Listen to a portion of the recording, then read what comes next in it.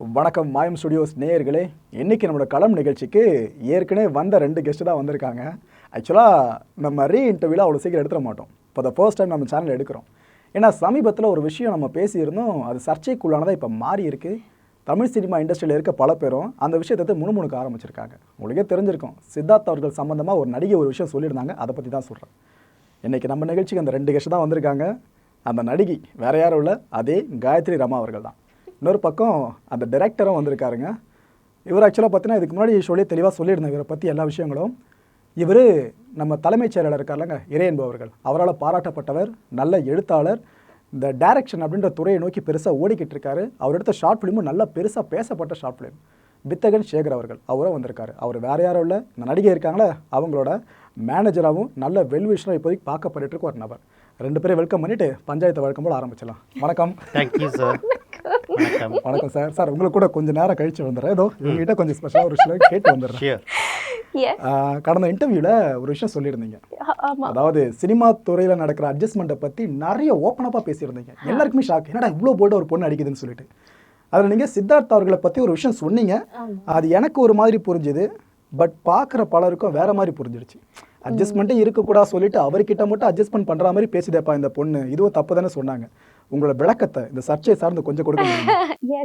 So actually maybe இந்த miscommunication என்னோட தப்பாக கூட இருக்கலாம். நான் சொன்ன விதம் மேபி கரெக்டாக இருக்கலையா இருக்கலாம். ஸோ அந்த ரெஸ்பான்சிபிலிட்டி என்னோடது.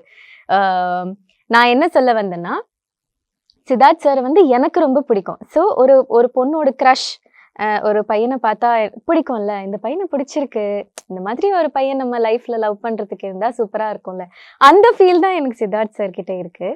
அண்ட் ஸோ நான் வந்து சொன்னது அட்ஜஸ்ட்மெண்ட் அப்படின்னு ஒரு படத்துல வந்து சித்தார்த் சாருக்கு மட்டும் அட்ஜஸ்ட்மெண்ட் வைக்கணும் அப்படின்னு சொல்லி கேட்டா நீங்க பண்ணுவீங்களான்னு அவர் கேட்ட ஃபர்ஸ்ட் கேள்விக்கு நான் ஃபர்ஸ்டே இல்லை மாட்டேன்னு சொல்லிட்டேன். பட் நான் என்ன சொல்ல வந்தேன்னா, சித்தார்த் சாரும் நானும் சேர்ந்து நடிக்கிற படத்துல சித்தார்த் சாருக்கு என்ன பிடிச்சு, எனக்கு சித்தார்த் சாரை பிடிச்சு, அவரோட லைஃப் பார்ட்னரா நான் கரெக்டான பர்சன் அவர் ஃபீல் பண்ணி, நான் வந்து எனக்கு அவரை சினிமா வழியா தான் தெரியும், எனக்கும் அவரை பர்சனலா தெரியாது. ஸோ நானும் அவர் கூட பழகி எனக்கும் அவர் வந்து லைஃப் பார்ட்னரா கரெக்டான பர்சன்னு தோணினால், நாங்க 2 பேரும் அப்படி ஒரு லவ் பண்ணி ஒரு ரிலேஷன்ஷிப்ல வந்து ஒரு மேரேஜ் நோக்கி போற ஒரு விஷயத்துக்கு நான் ரொம்ப சந்தோஷப்படுவேன். அதை தான் நான் சொல்ல வந்தேன்.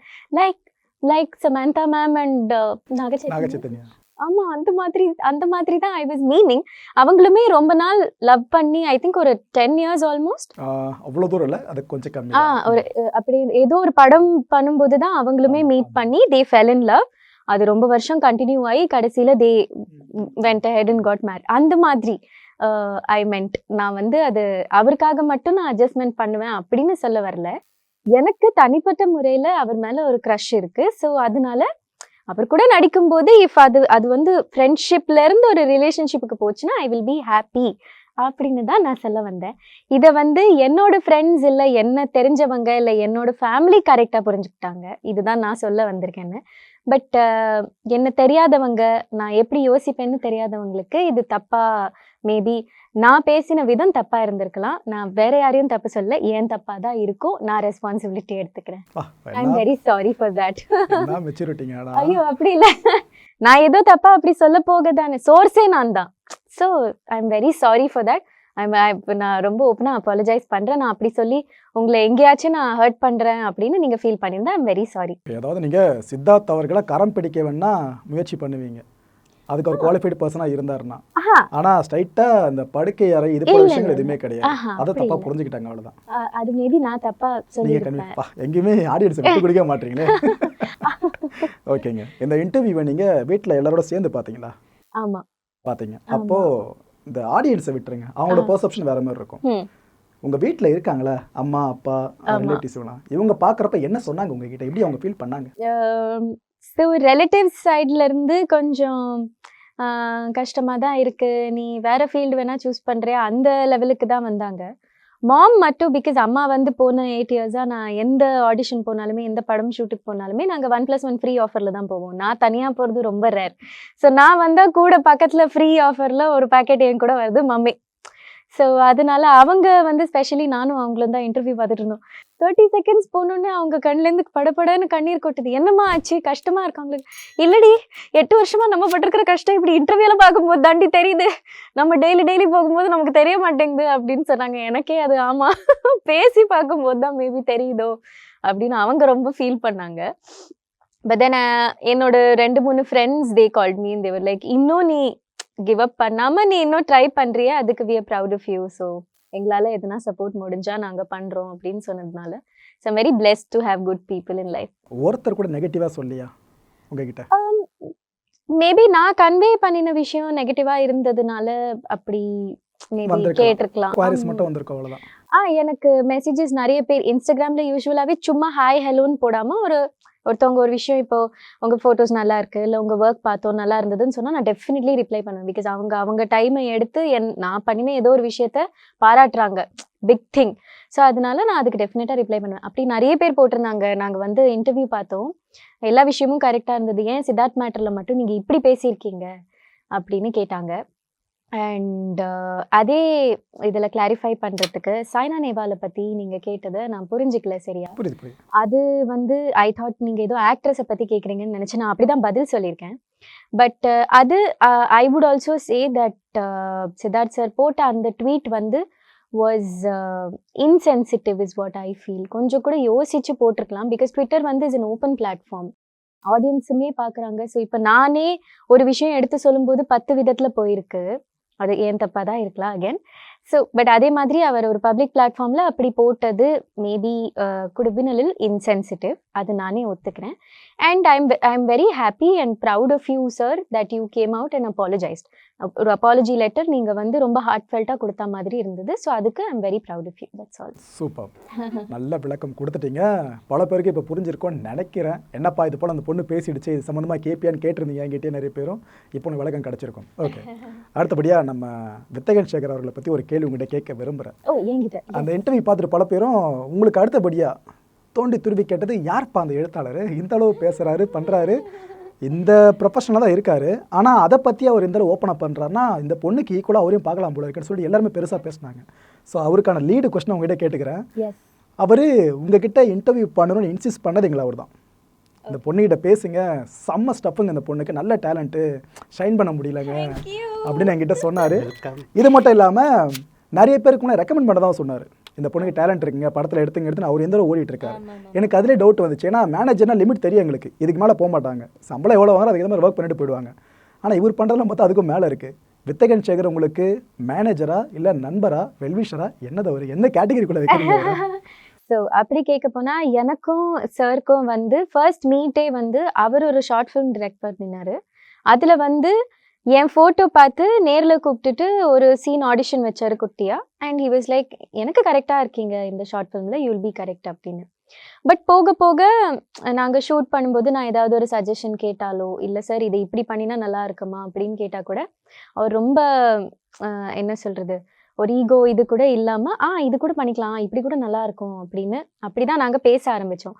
ஸோ அந்த ஷார்ட் ஃபிலிம் முடிச்ச உடனே அவராகவே எனக்கு கேட்டார், உங்களுக்கு டேலண்ட் இருக்குது, லுக்ஸ் இருக்குது, ஏன் நீங்கள் இன்னும் வெளியே வரல, பெரிய படம் ட்ரை பண்ணலாமே. ஸோ ஆடியன்ஸுமே எங்ககிட்ட நிறைய பாட்டி எனக்கு இன்ஸ்டாகிராம்லலாம், நீங்கள் ஏன் பெரிய படம் பண்ண மாட்டீங்க, ஏன் சின்ன சின்ன படம் பண்ணுறீங்க, ஏன் கேரக்டர் ரோல் பண்ணுறீங்க.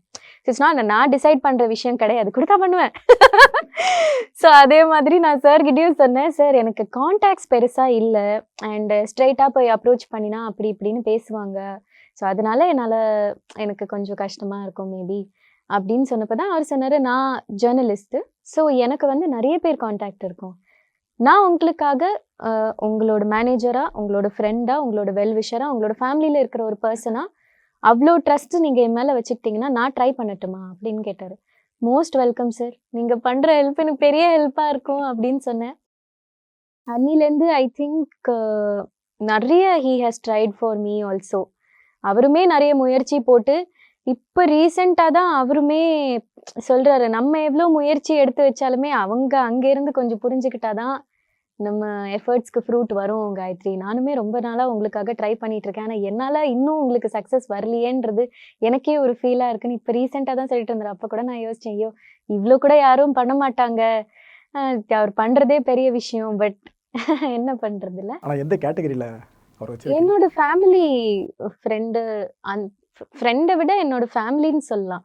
பிகாஸ் ஹி ஹஸ் கம், வீட்டுக்கு வந்திருக்காரு, அம்மா கூட உட்காந்து சாப்பிட்ருக்காரு, நாங்கள் கூட உட்காந்து சாப்பிட்ருக்கோம்.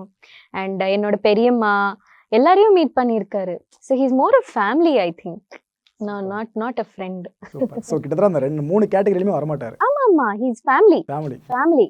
ஆமாமா. சூப்பருங்க. தேங்க்யூ ஏதோ காயத்ரி. You must welcome. அதிகமான பட வாய்ப்புகள் காயத்ரிக்கு என்னால் இது வரைக்கும் ஒரு சிலதை வாங்கி கொடுத்துருக்கேன். அதிகமாக வாங்கி கொடுக்க முடியலனாலும் என்னால் முடிஞ்சது மீடியா பப்ளிசிட்டியை நான் பண்ணி கொடுத்துருக்கேன் காயத்ரிக்கு. ரேப்பரில் அவங்க ஃபோட்டோ போடுறது, thank you so junior Vikatan central spirit வந்தது, அந்த மாதிரியான விஷயங்கள் பண்ணியிருக்கிறேன். Super sir. ஆக்சுவலாக அவங்க சொன்னதுக்கு அப்புறம் தான் எங்களுக்கு அந்த வெயிட் புரியுது. ஓ, வித்தகன் சேகர்னா இப்படி நினச்சிக்கிட்டு இருந்தோம், அவர் இப்படி போல இருக்குப்பா அப்படின்னு சொல்லிட்டு. Super sir. ஏன்னா உங்களை மாதிரி நிறைய பேரும் மாறணும். மேனேஜர் அப்படின்னா ஒரு விஷயம் மட்டும் பார்ப்பாங்க, அதை மட்டும் பார்க்காம இதையும் சேர்த்து பார்க்கணுன்றது இதுக்கப்புறம் பல பேருக்கும் புரிய நம்புகிறேன் உங்கள் மூலமாக. ஓகே சார், நீங்கள் எடுத்த ஆம்பளை புத்தி அப்படின்ற ஷார்ட் ஃபிலிம், அதுக்கு என்னோடய வாழ்த்துக்கள். முதல்ல ரொம்ப நல்லா பண்ணியிருந்தீங்க. அதில் வேறு யாரும் இல்லை, நம்ம அகில உலக சூப்பர் ஸ்டார் நம்மளால் தான் பண்ணியிருப்பாங்க. அதையும் ஹீரோயினா சூப்பராக நீங்களும் பண்ணியிருந்தீங்க, அதுக்கு ஒரு வாழ்த்துக்கள். முதல்ல தேங்க்யூ. நீங்கள் நடிச்சு வேறு இருந்தீங்க சார். அந்த ஒரு குறிப்பிட்ட ஷார்ட் ஃபிலிம் யூடியூப்பில் நல்ல வியூஸை வேறு அள்ளி தெளிச்சிருக்கு, லட்சக்கணக்கில் வியூஸ் ஓடி இருக்கு. நான் என்ன நினச்சேன் சார், அதுக்கப்புறம் பட வாய்ப்பு கண்டிப்பாக உங்களுக்கு வரும் தான் நினச்சேன். ஆனால் இப்போ வரைக்கும் பட வாய்ப்பு உங்களுக்கு இன்னும் வரல. அதுக்கான காரணம் என்ன சார்? ஃபஸ்ட்டு ஒரு விஷயம் நான் எக்ஸ்பிளைன் பண்ணிடுறேன். சின்ன குழந்தைங்க நடக்க கற்றுக்கிறதுக்கு முன்னாடியே ஓடும் பார்த்துருக்கீங்களா? தத்துப்புத்துன்னு ஓடும். அப்படி ஓடிட்டு ஒரு இடத்துல வந்து பேலன்ஸ் தடுமாறி கீழே விழுந்துட்டு நம்மளை திரும்பி பார்க்கும். நாம் வந்து அச்சிச்சோ அடிபட்டுச்சா அப்படின்னு கேட்டோம்னாக்கா உடனே அழ ஆரம்பிச்சிடும். அதுக்கு பதிலாக நாம் வந்து அதை கை தட்டி என்கரேஜ் பண்ணி ஓடு அப்படின்னு சொன்னோம்னாக்கா சிரிச்சுக்கிட்டே மறுபடியும் ஓட ஆரம்பிக்கும். அந்த மாதிரியான சைக்காலஜி தான் எனக்கு. நான் யாருக்கிட்டையும் அசிஸ்டன்ட் டைரக்டராக இருந்ததில்லை, அண்ட் விஸ்காம் எதுவும் படித்ததில்லை. நிறைய படங்களை பார்க்குற ஒரு நல்ல ரசிகனாக மட்டும்தான் வந்து எனக்கு சினிமாவை தெரியும். அந்த ஆர்வத்திலேயே என்னாலேயே ஒரு படம் பண்ண முடியும் அப்படின்ற நம்பிக்கையில் நான் பண்ணினது தான் ஆம்பளை புத்தி ஷார்ட் ஃபில்ம். அதில் வந்து டெக்னிக்கலாக I am not best, I know that. But வந்து அந்த கதை, திரைக்கதை, காயத்ரியோட ஆக்டிங், இதெல்லாம் அந்த சேனல்லையுமே கூட வந்து என்கிட்ட பாராட்டினாங்க. மற்றபடி வந்து அந்த படத்தை வந்து அது வந்து ஒரு ஃபஸ்ட்டு கன்னி முயற்சின்னு சொல்லுவாங்கள்ல, அந்த மாதிரி ஒரு ஃபஸ்ட் எஃபர்ட் அப்படிங்கிறது அளவில் வந்து ரசிகர்கள் புரிஞ்சுக்கிட்டு நிறைய பேர், என் ஃப்ரெண்ட்ஸ் மட்டும் இல்லை, எனக்கு யாருன்னே தெரியாத பல ஆண்களும் பெண்களும் அதில் வந்து கமெண்ட்ஸில் வந்து என்னை பாராட்டியிருக்காங்க, என்னுடைய அந்த படத்தை பாராட்டியிருக்காங்க, என்னுடைய திரைக்கதையெல்லாம் பாராட்டியிருக்கிறாங்க. உண்மையான சமூகத்தில் நடக்கிற விஷயத்தை பிரதிபலிச்சிருக்கீங்க அப்படின்னு சொல்லியிருக்காங்க. ஸோ இது வந்து எனக்கு என்னாலேயும் டைரக்ட் பண்ண முடியும் அப்படிங்கிற ஒரு நம்பிக்கையை கொடுத்துருக்கு. அடுத்தது நீங்கள் கேட்ட கேள்விக்கு வர, ஏன் என்னால் இன்னும் அடுத்த கட்டத்துக்கு போக முடியலன்னா, நம்ம ப்ரீவியஸ் செக்மெண்ட்டில் பேசின அதே விஷயந்தான். எனக்கு வந்து நிறைய கதை என் மனசில் இருக்குது, கதைக்கான அந்த நாட்ஸ், கருக்கள் எங்கள் மனசில் இருக்குது. பட் வந்து அதை ப்ராப்பராக ரெஜிஸ்டர் பண்ணாமல் யார்கிட்டையுமே சொல்கிறதுக்கு எனக்கு தயக்கமாக இருக்குது. நம்ம கதையை சுற்றக்கூடாது யாரும். அந்த கார்பன் படம் அதில் நடந்த மாதிரி. ஸோ அதனால நான் வந்து என்னுடைய ஸ்டோரிஸை நான் வந்து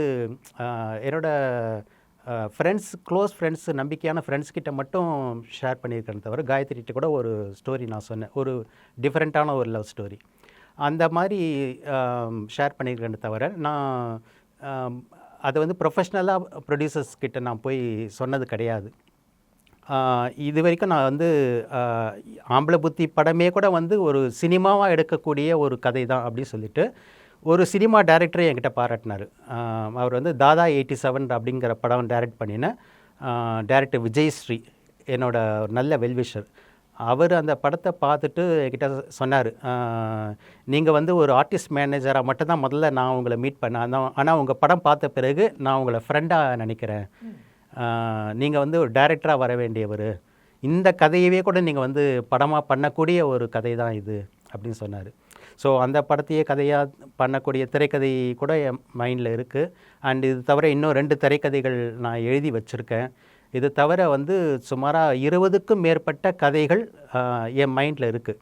இது எதுவுமே வந்து கொரியன் படமோ மற்ற வெளிநாட்டு படங்களோ பார்த்து காப்பி அடித்து நான் எழுதுறது கிடையாது. என்னோட ஓன் க்ரியேட்டிவிட்டி, என் வாழ்க்கையில் நடந்த சம்பவங்கள், என்னை சுற்றி இருக்கிற மனிதர்கள் வாழ்க்கையில் நடக்கிற சம்பவங்கள், நான் பத்திரிகைகளில் படிக்கிற உண்மை சம்பவங்கள், இதையெல்லாம் வச்சே வந்து ஏராளமான கதைகளை நான் மைண்டில் வச்சுருக்கிறேன். எக்ஸாம்பிளுக்கு ஒன்று சொல்லணும்னா, ஒரு ஹீரோயின் ஓரியன்ட் சப்ஜெக்ட் வச்சுருக்கேன். அதை வந்து நயன்தாரா மேடம், டாப்ஸி மேடம் மாதிரி ஒரு பெரிய ஹீரோயின் கிட்ட நான் சொன்னேன்னா நிச்சயமாக தே வில் பி இம்ப்ரெஸ்டு. ஒரு 1/4 மணி நேரம் அவங்க எனக்கு வந்து டைம் கொடுத்தாங்கன்னா, நான் சொன்னேன்னாக்கா ஷியூராக they will be impressed. Okay, இந்த வீடியோவை நயன்தாரா அவர்களும் டாப்ஸி அவர்களும் மட்டும் பார்க்க போகிறதில்ல, இன்னும் நிறைய நடிகைகள் பார்ப்பாங்க. Sure. நீங்கள் இன்னும் அந்த பட்டியலை பெருசாக்கலாம், உங்களுக்கு ஒரு எக்ஸ்போஷர் பெருசாகும் வேற எதுவும். அதுக்காக இந்த வாய்ப்பை பயன்படுத்திக்க சொல்கிறேன். Thank you. இந்த 2 பேர் தவிர்த்து இன்னும் கொஞ்சம் பேர் உங்களை பட்டியலிட முடியுமா? இந்த நடிகைகள் கேட்டாங்கன்னா என்னோட கதையை நான் சொல்ல ரெடியாக இருக்கப்பா சொல்லிட்டு. Trisha madam, Anushka madam, Keerthy Suresh ma'am, Aishwarya Rajesh எல்லாம் எனக்கு ரொம்ப பிடிக்கும். Tamannaah ma'am, Hansika ma'am, so many heroines. Kajal Agarwal ma'am, இந்த மாதிரி ஹீரோயின்ஸ், டாப் ஹீரோயின்ஸ் ஒரு 15 நிமிஷம் என்கிட்ட உட்காந்து அந்த கதையை கேட்டாங்கன்னா ஷியூராக தே வில் பி இம்ப்ரெஸ்டு. நான் எப்படி சொல்கிறேன்னாக்கா, ஒரு எக்ஸாம்பிள், நந்தா பெரியசாமின்னு ஒரு டைரக்டர். அவர் வந்து லேட்டஸ்ட்டாக 2021 போன வருஷம் வந்து ஒரு படம் டைரக்ட் பண்ணியிருக்காரு. அவர் வந்து ஒரு நல்ல கதாசிரியர். அவர் டாப்ஸி மேமை மீட் பண்ணி தன்னோட கதையை வந்து சொல்லியிருக்காரு, தான் டைரக்ட் பண்ண விரும்பி சொல்லியிருக்காரு.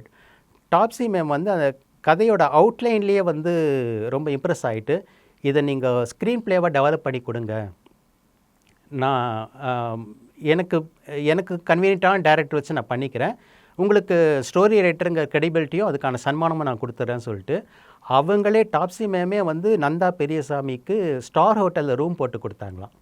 போட்டு கொடுத்து அவர் வந்து ஒரு 20 to 30 டேஸில் அந்த ஸ்க்ரீன் பிளே ஃபுல்லாக டெவலப் பண்ணி கொண்டு போய் அவங்ககிட்ட கொடுத்து அவங்க படித்து அதை ரொம்ப இம்ப்ரெஸ் ஆகிட்டு, நான் கேள்விப்பட்டேன் அவருக்கு வந்து கதாசிரியர் சன்மானமாக 50 lakhs கொடுத்தாங்களாம். கொடுத்துட்டு அண்ட் தென் வந்து Tamil and Telugu dubbing rights மட்டும் வந்து நந்தா பெரியசாமிக்கு கொடுத்துட்டாங்க. ஹிந்தி ரைட்ஸ்லாம் வந்து அவங்க வச்சுருக்காங்க. அந்த படம் தான் ரஷ்மி ராக்கெட், போன வருஷம் வந்த படம். பியூட்டிஃபுல். ஸோ அந்த மாதிரி வந்து நல்ல கதைகளை விரும்பக்கூடிய ப்ரொடியூசர்ஸ் அண்ட் டாப் ஹீரோயின்ஸ் என்னை கூப்பிட்டாங்கனாக்கா எனக்கான கதவுகள் திறக்கும் அப்படின்னு நான் காத்திருக்கேன். ஓகே சார், எனக்கு என்னென்னா, இப்போ எந்த ஒரு கதை எழுதுகிறவங்களுக்கும் ஒரு கனவு இருக்கும். நான் எழுதுகிற கதையை நானே டைரக்ட் பண்ணணும், என் குழந்தைய பெற்று இன்னொருத்தங்கிட்ட கொடுத்தா அவள் எப்படி வளர்ப்பான்னு தெரியாது, நான் இந்த ஸ்டோரி எழுதி கொடுத்தா நான் நினைக்கிற மாதிரி வளர்ப்பேன் அப்படின்ற ஒரு படைப்பு திறன் ஒன்று உள்ளே இருக்கும். நீங்கள் ஒரு நல்ல ஸ்டோரி எழுதுறீங்க sir. For example Nayanthara ma'am வராங்க, வந்துட்டு இந்த ஸ்டோரி எனக்கு பிடிச்சிருக்கு, ஆனால் ஸ்டோரியை மட்டும் கொடுத்துருங்க, உங்களுக்கு அதுக்கான பேமெண்ட்டை கொடுத்துட்றேன், டைரக்ஷன் வேற ஒருத்தரை பார்த்து வச்சுக்கிறேன்னு சொன்னாங்கன்னா நீங்கள் அதுக்கு ஓகே சொல்லுவீங்களா? இல்லை அங்கே உங்களோட படைப்பாளிக்குன்னு ஒரு பிடிவாதம் இருக்குல்ல, அது வெளிப்படும்? Without any hesitation I will say yes. Yes. உங்களுக்கு அந்த பெயினே இருக்காதான் கேட்குறேன். இல்லை, பெயின் இருக்காது. ஏன்னா வந்து நான் டைரக்டராக சாதிக்கிறதுக்கு எனக்கு வயசு இருக்குது, பின்னால் பண்ண முடியும், சாதிக்க முடியுன்ற நம்பிக்கை பண்ணணும். ஆமாம், டைரக்ட் பண்ணணுன்ற எய்ம் நிச்சயமாக இருக்குது. பட் பிகினிங் ஸ்டேஜில் வந்து ஒரு நான் யார்கிட்டையும் அசிஸ்டண்ட்டாக இருந்ததில்லை, நான் வந்து டிஎஃப் டெக் படித்ததில்லை. ஸோ என்னை நம்பி டைரக்ஷன் பொறுப்பை கொடுக்கறதுக்கு பல பேருக்கு ஹெசிடேஷன் இருந்தால் I can understand that. So அதனால் வந்து நான் இப்போதைக்கு ஒரு கதை திரைக்கதை வசனகர்த்தாவாக எமர்ஜ் ஆனால் போகிறோம் அப்படிங்கிற ஒரு, அதாவது நம்மளுடைய இலக்குகள் வந்து கொஞ்சம் கொஞ்சமாக தான் வச்சுக்கணும். எடுத்த உடனே வந்து ரொம்ப பீக்கு போயிடக்கூடாது. ஸோ என்னுடைய அடுத்த இலக்கு அப்படின்னா ஒரு கதை திரைக்கதை வசனகர்த்தா ஆகணும் அப்படிங்கிறது. அது நான் சாதிச்சிட்ட பிறகு அதுக்கு பிறகு டைரக்டருக்கான வாய்ப்புகள் எனக்கு நிச்சயமாக கிடைக்கும். நம்பிக்கை தான் வாழ்க்கை. ஓகே சார், அப்படி நடந்தால் சந்தோஷப்படுறேன். முதல் 2 ஆட்கள் நாங்கள் தான் சார். ஓகே, இப்போ மேடம் கவனிச்சுட்டு வந்துடுறேன் சார். வேறு எதுவும் இல்லை, நீங்கள் என்ன காயத்ரின்னு கூப்பிடலாம். ஐ மீன் நான் யாரையுமே இன்னி வரைக்கும் என்ன மேடம்னு கூப்பிடுற இதுவே பண்ணினதில்லை. நான் கேட்குற ஒரே ரிக்வெஸ்ட் காயுன்னு கூப்பிடக்கூடாது, அவ்வளோதான். Gayathri, that is my name. என்னை ஃபர்ஸ்ட் டைம் பார்க்குறவங்க கூட ஹலோ காயத்ரின்னு சொன்னால் கூட போதும். சூப்பர். அந்த சுதந்திரத்தை எனக்கும் கொடுத்துட்டீங்க. எஸ். ஓகே காயத்ரி, இப்ப கேட்குறேன். இந்த இண்டஸ்ட்ரி நீங்கள் எப்போ முதல்ல வந்தீங்க? ஷார்ட் ஃபிலிம் இண்டஸ்ட்ரி சொல்லலை, இந்த ஃபீச்சர் ஃபிலிம் இருக்குல்ல, இந்த இண்டஸ்ட்ரிக்கு எந்த படம் முதல்ல பண்ணீங்க? என்னோட ஃபர்ஸ்ட் ஃபிலிம் வந்து touring talkies, S A. Chandrasekhar sir கையில் தான் அறிமுகம் வாங்கினேன். அண்ட் அது வந்து ஒரு என்ன சொல்கிறது, லக் பை சான்ஸ் அந்த மாதிரி தான் வந்தது. ஒரு ஷார்ட் ஃபிலிம் பண்ணிட்டு இருந்தேன். அங்கேருந்து அந்த டிரெக்டர் வந்து அவரோட நண்பருக்கு ஃபோட்டோ அனுப்பி அவங்க வந்து இந்த மாதிரி ஆர்டிஸ்ட் எங்களுக்கு எங்கள் படத்தில் தேவை அப்படின்னு சொல்லி, தென் அவங்க ஆஃபீஸ்லேருந்து கால் பண்ணி, வாங்க டப்பிங் ஸ்டுடியோவில் சார் இருப்பார், நீங்கள் வந்து மீட் பண்ணுங்கள். I met sir and sir was like, okay characterization எனக்கு எப்படி வேணுமோ அப்படியே தான் இருக்கீங்க, so will start shooting. And என்னோட ஃபர்ஸ்ட் காஸ்டியூம் பர்ச்சேஸ், என்னோட ஃபர்ஸ்ட் அக்ரிமெண்ட் சைனிங் எல்லாத்துக்குமே எஸ்எஸ்சி சார் கூட இருந்தார். So my costume purchase also மாலாக என் கூட சுற்றினார். இதை விட பெட்டராக நம்ம அந்த மாலில் பார்த்தோம்ல, அது இன்னும் பெட்டராக இருக்கும் அப்படின்னு கூட சுற்றி என்னோட ஃபுல் ஃபிலிம் முடிஞ்சதுக்கப்புறம் ஒன்ஸ் இந்த மாதிரி ஒரு இன்டர்வியூஸ்லாம் போயிட்டுருக்கோம் படத்தோட ப்ரமோஷனுக்கு. அப்போது ஒரு வாட்டி உட்காந்து சொன்னார், நீ இது இன்னும் கொஞ்சம் சீரியஸாக எடுத்துக்கணும்னு நான் எதிர்பார்க்குறேன் காயத்ரி. பிகாஸ் எல்லாருக்குமே ஆப்பர்ச்சுனிட்டி இண்டஸ்ட்ரியிலேருந்து வராது. அவங்க ரொம்ப வருஷம் ட்ரை பண்ணதுக்கு அப்புறம் தான் ஏதோ ஒரு ஆப்பர்ச்சுனிட்டி வரும். உனக்கு எப்படியோ தேடி என் படம் வந்தது. ஸோ நீ இன்னும் கொஞ்சம் சீரியஸாக இதுக்கு ட்ரை பண்ணு. இதை வந்து சும்மா ஒரு இதுவாக, நான் ஃபஸ்ட்டு என்ன யோசிச்சேன்னா, இப்போ வெளியில் ஆடியன்ஸாக பார்க்கும்போது நம்மளாலெல்லாம் எங்கே ஹீரோயின் ஆக முடியும், அடா அது இன்னமும் ஐஸ்வர்யா ராயோட அழகை வச்சு பிறந்திருந்தா கூட நம்ம யோசிப்போம், அப்படின்லாம் நமக்கு ஃபீல் இருக்கும்ல. ஸோ நான் வந்து ஏதோ ஒரு படம் கிடச்சிது, ஓகே சூப்பர், ஒரு 4 படம் பண்ணிட்டு நம்ம என்ன ஃபீல்ட் அவுட் தான் ஆக போகிறோன்ற ஒரு இதில் தான் இருந்தேன். இப்போ சார் தான் கொஞ்சம் மாற்றினார், இல்லைம்மா உனக்கா வாய்ப்பு வருதுன்னா there some kind of luck, there something, உனக்கும் இண்டஸ்ட்ரிக்கும் ஏதோ ஒரு இது இருக்குது. ஸோ நீ கொஞ்சம் நல்லா முயற்சி பண்ணு, ஒரு கொஞ்சம் வருஷத்துக்கு அப்புறம் நீ வேணா படிக்க போயிடு, இல்லை வேற ஏதாவது உனக்கு பண்ணணும்னா பண்ணு. So very thankful to that was my first film. Super super. இதை தொடர்ந்து எத்தனை படம் நடிச்சிருக்கீங்க இப்போ வரைக்கும்? ஸோ ரொம்ப ஓப்பனாக சொல்கிறேன் டு ஆடியன்ஸஸ், நான் இதை பற்றி ஐம் நாட், இது எல்லா ஆக்டர்ஸோட லைஃப்லேயும் நடக்கிற விஷயம்தான். நாங்கள் பண்ணுற எல்லா படங்களுமே ரிலீஸ் ஆகாது. சம்டைம்ஸ் படம் ஏதாவது ஒரு ரீசன்னால மதியில் ஸ்டாப் ஆகும். சம்டைம்ஸ் நானே ரீப்ளேஸ் ஆகிருக்கேன். சம்டைம்ஸ் ரிலீஸ் பண்ணுறதுக்கு நெருக்கம் வரைக்கும் வந்துட்டு நின்றுடும். அந்த மாதிரி நிறைய விஷயங்கள் சம்டைம்ஸ் ரிலீஸ் ஆகும், பட் தெரியாமல் போயிருக்கு. அந்த மாதிரி I think I have done close to 40-45 films. 45 films. அதில் எத்தனை படங்கள் ரிலீஸ் ஆகியிருக்கலாம்? க்ளோஸ் டு ஒரு 20 ஃபிலிம்ஸ் ரிலீஸ் ஆச்சு. ஆமாம். அது இன்னும் கொஞ்சம் ஷார்ட் லிஸ்ட் பண்ணால் அதில் என்னென்ன முக்கியமான படங்களை நீங்கள் நடிச்சிருக்கீங்க? தெரிஞ்ச மாதிரி ஒரு கொஞ்சம் ஹிட் ஆன மாதிரி ரிலீஸோட இது சொல்கிறேன். நயன்தாரா மேமோட ஃபிலிம் டோரா ஐ டேட். தென் ஸ்டுடியோ க்ரீனில் ஹரஹர மகாதேவ்கின்னு ஒரு படம் பண்ணாங்க, நிக்கி கல்ராணி மேம், கௌதம் கார்த்திக் சார் கூட. அது அப்புறம் ஐ டிட் ஜிவி சாருக்கு பேரா செகண்ட் லீடில் பண்ணேன். அப்புறம் மோகினி பண்ணேன் த்ரிஷா மேம் கூட, யோகி பாபு சாருக்கு பேரா. ஸோ இது கொஞ்சம் தெரிஞ்ச படங்கள். தென் மாஸ்டர் மகேந்திரன், அவருக்கு பேரா சிதம்பரம் ரயில்வே கேட்னு ஒரு படம் பண்ணேன். இதெல்லாம் கொஞ்சம் ஐ திங்க் ரிலீஸ் ஆகி கொஞ்சம் பேர் எடுத்த படம் அப்படின்னு சொல்கிறேன். காயத்ரி, இது போல் ஒரு ஷோவில் ஆங்கர் உட்காந்து உங்ககிட்ட கேள்விகள் கேட்டு அந்த பதில்களை மக்கள்கிட்ட வாங்கி கொடுக்குறதெல்லாம் பார்த்துட்டு இருக்காங்க இவ்வளோ வருஷமாக. For the first time மேனேஜரே anchor இருக்கும் போது என்னை தாண்டி உங்ககிட்ட சில கேள்வி கேட்பாரு.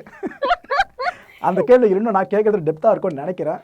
நம்பி அவர்கிட்ட பொறுப்பை கொடுக்குறேன். சார் கொஞ்சம் எனக்கு ஓய்வு கொடுத்து நீங்கள் கேட்கலாம். த்ரிஷா மேம் கூட மோகினி படத்தில் நடிச்சிருக்கீங்க, அந்த எக்ஸ்பீரியன்ஸ் ஷேர் பண்ணுங்க. My god. So Trisha ma'am கூட அந்த படம் பண்ணும்போது நான் கொஞ்சம் நர்வஸாக இருந்தேன். பிகாஸ் த்ரிஷா மேம் நம்ம எத்தனை படங்களில் பார்த்துருக்கோம். ஷீ லைக் அவ்வளோ அந்த ஒரு பாரில் இருக்காங்க. அண்ட் அவங்க வந்தாங்க, மேக்கப்லாம் போட்டு எங்களோட ஷார்ட்டுக்கு ரெடியாக அவங்க வந்து உட்காந்தாங்க. She said hi. நான் திஸ் ரியலி ஹேப்பன், நான் இதை எக்ஸாஜரேட்டே பண்ணல. Ma'am you look like a doll ma'am, like a wax doll. அதுக்கப்புறம் 2 செகண்ட்ல எனக்கு நான் யோசிக்கிறேன், த்ரிஷா மேம் முன்னாடி நம்ம இப்படி பிஹேவ் பண்ணியிருக்க கூடாதோ, இப்போ திட்டுவாங்களா, இப்போ என்ன சொல்ல போறாங்க தெரியல. பிளிங்க் பண்ணாம அவங்களை இப்படி பேன் பார்த்துட்டு இருக்கேன். Thankfully she's so sweet. She started laughing and she like that is so sweet. Thank you அப்படின்னு சொன்னாங்க. அப்படி எடுத்த உடனே ஒரு திட்டு வாங்க வேண்டிய அந்த ஒரு இதில் போயிட்டு I was saved. So thank you Trisha ma'am. And போக தான் தெரிஞ்சது அவங்க வந்து சைடில் யாருன்னா நின்றுட்டு இருப்பாங்க, நம்ம கூட கவனிச்சிருக்க மாட்டோம். அவங்க இப்படி நடந்து போகும்போது ஹாய் அப்படின்னு சொல்லிட்டு போவாங்க. இட் இஸ் சச் அ என்ன சொல்றது, எவ்வளோ ஹம்பிளாக இருக்காங்கல்ல. ஐ மீன் அவங்களுக்கு அங்கே சைடில் நிற்கிற ஒருத்தவங்களுக்கு ஹாய் சொல்லணும்னு அவங்களுக்கு தேவையே இல்லை. எக்ஸ்பெக்டும் பண்ண மாட்டாங்க. ஆனா அவங்க அந்த ஒரு விஷயம் சொன்னது, ஐ திங்க் அந்த ஒரு பர்சனுக்கு லைவ் அந்த டே ஃபுல்லா ஒரு மாதிரி அப்படின்னு தான் போயிருக்கோம். நான் பர்ஃபார்மன்ஸ் உங்களுக்கு ஒரு வாய்ப்பு கொடுக்குறேன். ஆ. நீங்க சார் கிட்ட ஏதாவது ரொம்ப நாளா மனசுல வச்சிருப்பீங்களே, இதை கேட்கணும்னு சொல்லிட்டு. ஏதோ ஒரு கேள்வியாச்சும் இருக்கும் கண்டிப்பா, இல்லைன்னு சொல்லி மறுக்கவே முடியாது. ஐயையோ. அந்த ஒரு கேள்வியை இப்ப ஷூட் பண்ணுங்க. என்ன மேனேஜ் பண்றீங்க அப்படின்னு நீங்க வெளியில சொல்றதுனால உங்களுக்கு இன்னும் எத்தனை ஆர்டிஸ்ட் வந்துட்டாங்க? இப்போ நீங்க எத்தனை ஆர்டிஸ்ட் மேனேஜ் பண்றீங்க? பெரிய பெரிய ஆர்டிஸ்ட் எல்லாம் மேனேஜ் பண்றீங்கன்னு நான் கேள்விப்பட்டேன். அதை பத்தி சொல்லுங்க. ஃபர்ஸ்ட்டு எனக்கு மேனேஜராக இருங்க. எனக்கு வந்து ஒரு பெரிய நடிகை ஆனேன்னா உங்களுக்கு நல்ல ஹேண்ட்ஸம் மாத சம்பளம் கொடுத்து உங்களை மேனேஜராக வச்சுப்பேன் அப்படின்னு என் வீட்டில் உட்காந்து சொன்னவங்க காயத்ரி. அவங்க தான் பிள்ளையார் சுழி போட்டாங்க. அப்படி தான் நான் வந்து ஆர்டிஸ்ட் மேனேஜராக வந்தேன். அதுக்கு பிறகு வந்து நிறைய இவங்கள மாதிரி இருக்க அப்கமிங் ஹீரோயின்ஸ் என்னுடைய சர்க்கிளில் வந்திருக்காங்க. Pavithra, Vijay TV heroine Pavithra, and Tanya, Aparna, Sushmita, Anuparami, அந்த மாதிரி நிறைய இவங்கெல்லாம் வந்து க்ளோஸ் டு மை ஹார்ட்ஸ். அதனால் இவங்க நேம்ஸ் நான் சொன்னேன். இப்போது நிறைய நடிகைகளுக்கு நான் வந்து மேனேஜராக பண்ணிகிட்ருக்கிறேன். சாக்ஷி அகர்வால் மேம்க்கு ரீசெண்டாக நான் ஒரு ப்ராஜெக்டு வாங்கி கொடுத்தேன். அதுக்கு ஃபஸ்ட்டு நாங்கள் வந்து மேனேஜர் மூலமாக தான் நாங்கள் அறிமுகமானோம். அதுக்கு பிறகு she become very friendly to me. Okay, ஆக்சுவலாக ஜலஸாக கேட்ட கேள்வி தான் இது. ஆனால் எங்களுக்கே தெரியாத நிறைய விஷயங்கள் நீங்கள் சொல்லிட்டீங்க. நாங்கள் என்ன நினைப்போம்னா, பொதுவான ஆடியன்ஸு ஒரு மேனேஜர்னா ஒரு ஹீரோனி கீழே மட்டும் தான் இருப்பாங்க அவங்க, இல்லை ஒரு ஹீரோ கீழே இருப்பாங்க அப்படின்ட்டு. ஆனால் நீங்கள் சொல்கிறத பார்த்தா இத்தனை பேர் இருக்காங்க. ஏன் கீழே கூட இருப்பாங்க? கூட பா, ஐயோ சரியான ஆன்சர் உங்களுக்கு. ஆனால் சார் அதே இப்போ இன்னொரு டவுட் என்னன்னா, இப்போ இவ்வளோ தூரம் லிஸ்ட் பண்ணீங்களா, இதில் பெண்கள் நிறைய இருக்காங்க நடிகைகள், ஆண்கள் எதுக்காக இதில் உள்ள வரல? ஆண்களுக்கு நீங்கள் மேனேஜராக இருக்க மாட்டீங்களா, இல்லை உங்களுக்கு தேவைப்படாதா? நல்ல கேள்வி.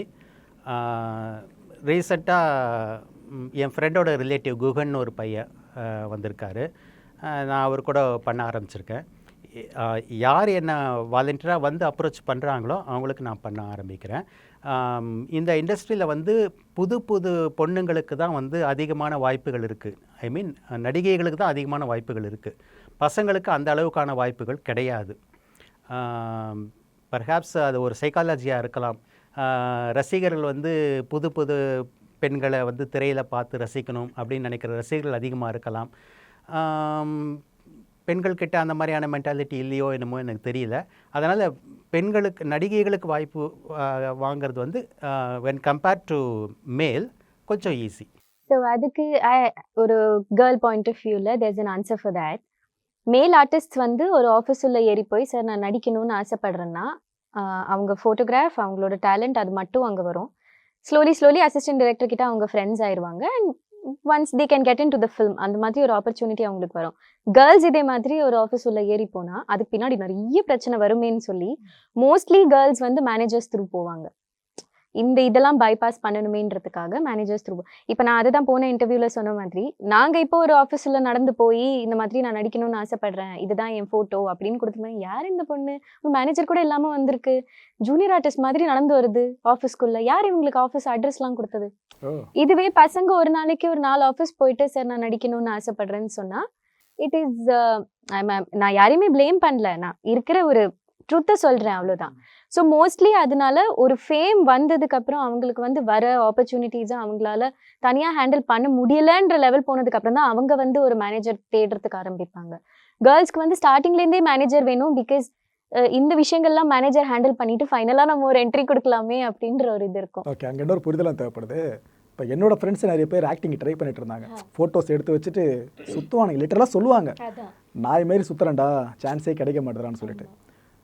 ஒரு வருஷம் மட்டும் இல்லைங்க, 10 வருஷம் வரைக்கும் சுற்றினாலும் ஃப்ரேமில் ஒரு ஓரமாக 50 பேரில் ஒருத்தராக நிற்கிறது தான் வாய்ப்பு அவனுக்கு கொடுக்கப்படுமே தவிர, ஒரு டயலாக் பேசுகிற கேரக்டர் தான் அவனுக்கு பெரிய கனவாகவே இருக்கும், அதுவே கிடைக்காது அவனுக்கு. அவங்களோட கம்பேர் பண்ணி பார்க்குறப்ப உங்களை மாதிரி இந்த நடிகைகள் இருக்காங்களே, உங்களுக்கு எக்ஸ்போஷர் எந்த அளவுக்கு இருக்குது? இது போல் நீங்களும் இந்த அவமதிக்கப்படுறீங்களா, இல்லை கொஞ்சமாச்சும் உங்களுக்கு கிடைக்குதா? சரி பொண்ணு வந்துருச்சு அதுக்காக வச்சு ஆடிஷன் எடுக்கலாம், இப்படி எடுப்பாங்களா? I'm being very open. நான் இதை ஃபெமினிசமும் அப்படி இப்படி எதுவுமே சொல்லலை. ஈக்குவாலிட்டி எந்த அளவுக்கு எதிர்பார்த்தாலுமே நான் ஓப்பனாக சொல்கிறேன். நாங்கள் என்னதான் பிரச்சனைகள் ஃபேஸ் பண்ணினாலுமே ஆப்பர்ச்சுனிட்டிஸ் கேர்ள்ஸ்க்கு தான் ஜாஸ்தி கொடுக்குறாங்க. பிகாஸ் பாய்ஸ்க்கு வந்து டைரக்டர் சாரோட ரிலேட்டிவ் இல்லை அசிஸ்டன்ட் டைரக்டர் யாரும் வேணா போட்டு பண்ணலாம். கேர்ள்ஸ் அவ்வளோவா வரமாட்டாங்க ஃபீல்டுக்கு. ஸோ எங்களுக்கு காம்படிஷனும் கம்மி, ஆப்பர்ச்சுனிட்டிஸும் ஜாஸ்தி. ஸோ எங்களுக்கு மோஸ்ட்லி ஒரு ஆடிஷன் எடுத்தா கொடுத்துட்றாங்க. ஃபேக்டே இதுதான். ஃபேக்டே இதுதான். பசங்களை புறக்கணிப்புன்றது அதிகமா எண்ணிக்கையில வர்றதுனால புறக்கணிக்கிறாங்க. ஆமா, அது கூட எண்ணிக்கை இருக்கலாம். கம்மின்றதுனால மேபி கான்டாக்ட்ஸ் ஆர் இப்போ அதுதான், இப்போ ஒரு இடத்துல போனா இட் இஸ் மேல் டாமினேட்டடா இருக்கும். 10 பேர் இருப்பாங்க ஃப்ரெண்ட்ஸ்லயே, மச்சான் நீ இந்த சீனை நடிச்சு கொடுறா, மச்சான் நீ இந்த சீனை நடிச்சு கொடுறான்னு அதுக்குள்ளே போயிடும். கேர்ள்ஸ் கிட்ட சொல்ல முடியாது, மச்சி நீ இந்த சீனை நடிச்சு கொடுரு, டே போடா. அந்த நிலைமையில என் ஃபேமிலில எல்லாம் ஒத்துக்க மாட்டாங்க, அதுக்கெல்லாம் நீ வேற ஹீரோயின் பாரு அப்படின்னு சொல்லிட்டு போயிடுவாங்க. ஸோ அதனால மேபி எங்களுக்கு சான்சஸ் அதிகம், நானே ஒத்துக்கிறேன். ஓகே. ஆக்சுவலா இது இந்த அளவு ஒத்துக்கிறதே பெரிய விஷயங்க. இது நீங்க பூசி மழுப்புவீங்கன்னு நினைச்சேன். இல்ல ஓப்பன் ட்ரூத். நாங்க மேபி இந்த மாதிரி பிரச்சனைகள் நாங்க ஃபேஸ் பண்றோம்னா பசங்க சைடுல இந்த பிரச்சனை ரொம்ப ஜாஸ்தி இருக்கு. ரெக்கக்னிஷன் கொடுக்கறது இல்ல, அவங்களுக்கான மதிப்பு கொடுக்கறது இல்ல, காம்படிஷன் ரொம்ப அதிகம் அவங்களுக்கு. அண்ட் எங்க மேல மார்க்கெட் ப்ரெஷர் எவ்வளவோ அதை விட 10 மடங்கு ஜென்ஸ்க்கு மார்க்கெட் ப்ரெஷர் அதிகம். பிகாஸ் ஒரு வேலைக்கு நியூ ஃபேஸ் ஹீரோயின் போட்டுருவாங்க, நியூ ஃபேஸ் ஹீரோ போட மாட்டாங்க. பசங்க கிட்ட காசு எதிர்பார்ப்பாங்க, நீ ப்ரொடியூஸ் பண்ணு, இல்லை நீ ப்ரொடக்ஷன்ல ஹெல்ப் பண்ணு, at least some part of money நீ போடு அப்படின்னு. So it's not easy for boys also.